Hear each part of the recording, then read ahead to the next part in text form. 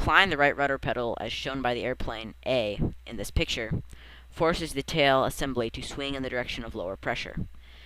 This picture shows how rudder compensates for adverse yaw.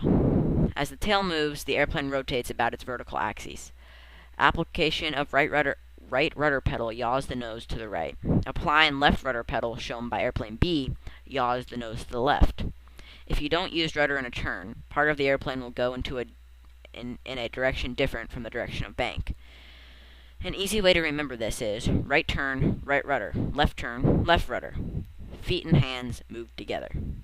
Now, the question foremost in your upper brain is, how much rudder is enough? Good question.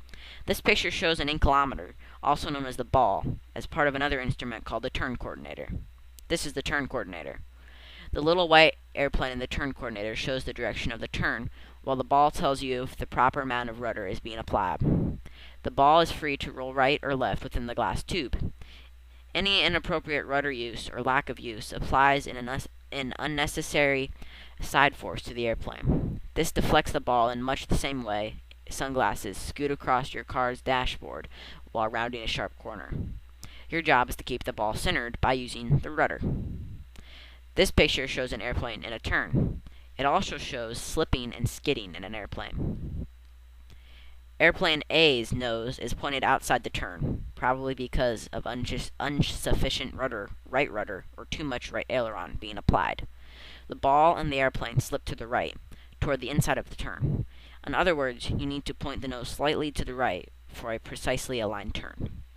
By adding enough right rudder to the airplane in the direction it's turning, the ball returns to the center, as shown in airplane B.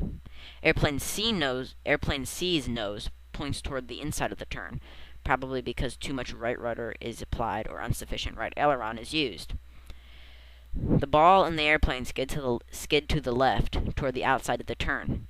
Adding a little left rudder keeps the nose pointed in the direction the airplane is turning, and centers the ball.